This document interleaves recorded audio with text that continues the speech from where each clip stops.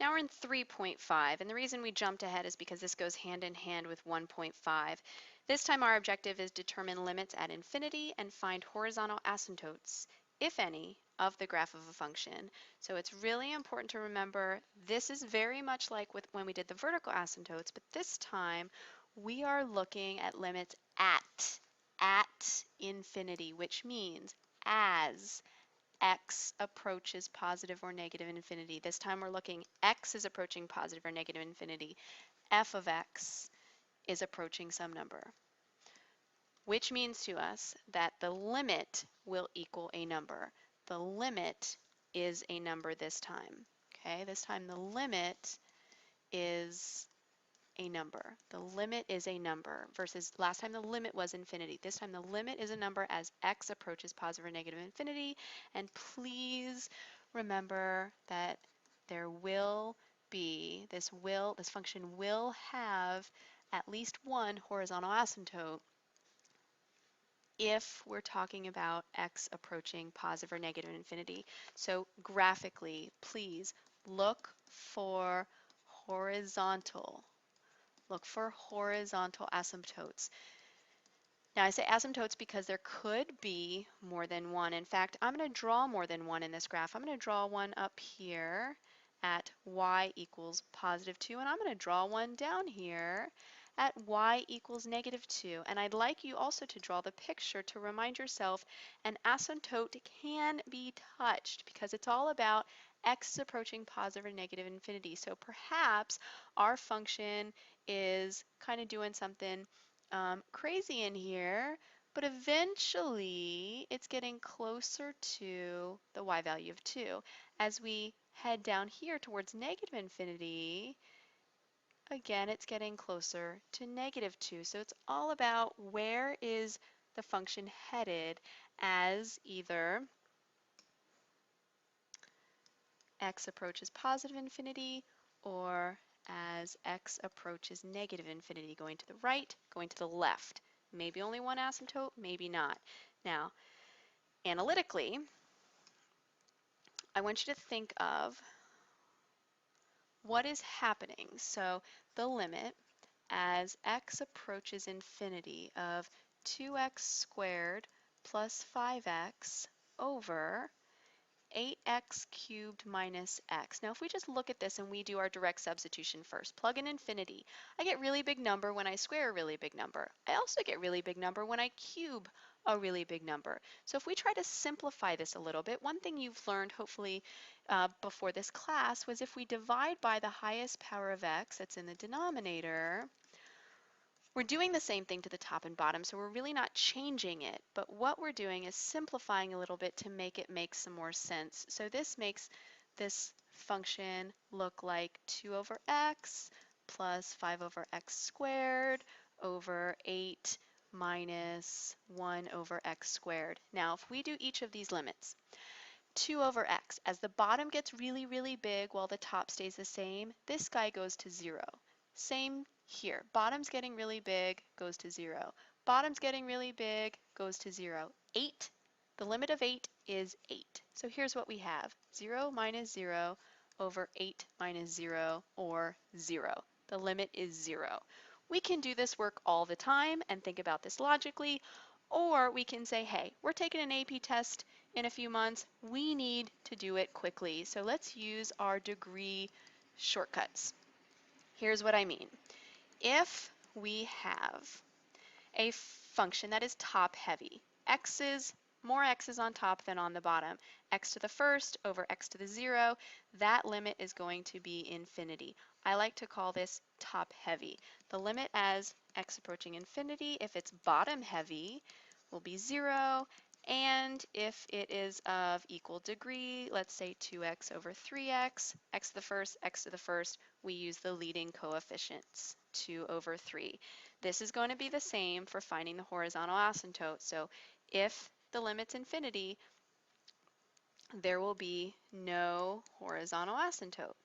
If the limit is 0, the horizontal asymptote is y equals 0, and if the limit is 2/3, the horizontal asymptote is y equals 2/3. Now keep in mind in the future sooner than later, we're going to notice that if it's top heavy, like this guy, this is our top heavy situation, bigger power on top, then we may have a slant asymptote, but that's only if top is bigger by just one, not bigger by 2, 3, 4.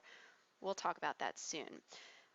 Please make a note, I like to call this top heavy, I like to call this bottom heavy. It just means more x's on the bottom. The bottom's growing faster, therefore this number as a whole goes to 0, so bottom heavy, and this one is an example of equal degree. We like shortcuts. Let's look at a few examples. Find A, the limit, and B, the horizontal asymptotes. Remember, they go hand in hand. I'm looking at those degrees right there. I see this is x to the first versus x squared. More x's on the bottom, mean bottom heavy, limit is 0. Therefore, horizontal asymptote, y equals 0. Here, don't be tricked. This one's not top heavy. Look for the degree. The degree is the biggest exponent, n squared, these are of equal degree. Look at the leading coefficients. 4 is in front of the x squared, 1 invisible is in front of the n squared on the bottom. This one's there, 4 over 1, or let's simplify it into 4, and the horizontal asymptote will be y equals 4. Last one, I see x to the 5th on top, looking at all the x's, x squared on the bottom, top heavy, the limit will be infinity, therefore no horizontal asymptote. This one, in fact, is bigger by more than a degree of 1, so let's go ahead and just say there's no slant asymptote either. Number 4, find the horizontal asymptote. Again, we can use degree shortcuts. They generally only work for polynomials, and the denominator, is not a polynomial. However, if we try to think of the square root of x squared as x, then we can kind of use our shortcuts. Now I want you to keep in mind something very important. When it says find the horizontal asymptotes, that's kind of code for what's the limit as x approaches infinity of our function, and what's the limit as x approaches negative infinity of our function, because remember there can be more than one horizontal asymptote, so think of both instances. If we think of x approaching infinity, then I would say, yeah, go ahead and let square root of x squared equal x. Then we can think of this as 3x over 2x. Sorry, that's not a 2, that's a square root of 2x. Now I'm not simplifying it, I'm just looking for my degrees. So I have equal degrees, I'm going to use those leading coefficients. So this one is going to be 3 over square root of 2. That's as x is getting bigger and bigger and bigger.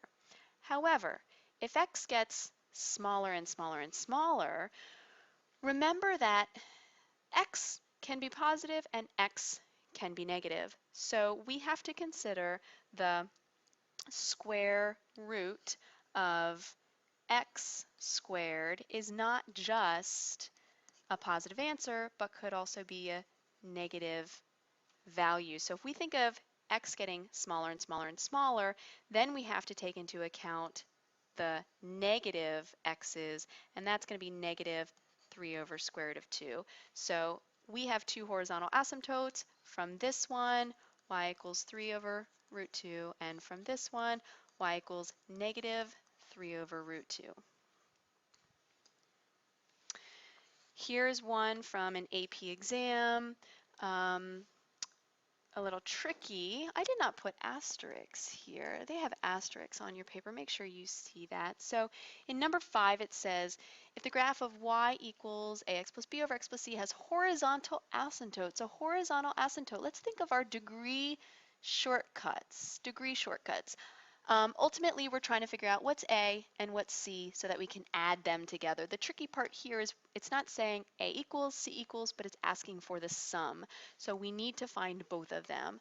If we are thinking of our degree shortcuts, let's start by looking at, well, x to the first degrees are equal, so let's look for leading coefficients. So my leading coefficients are A and 1.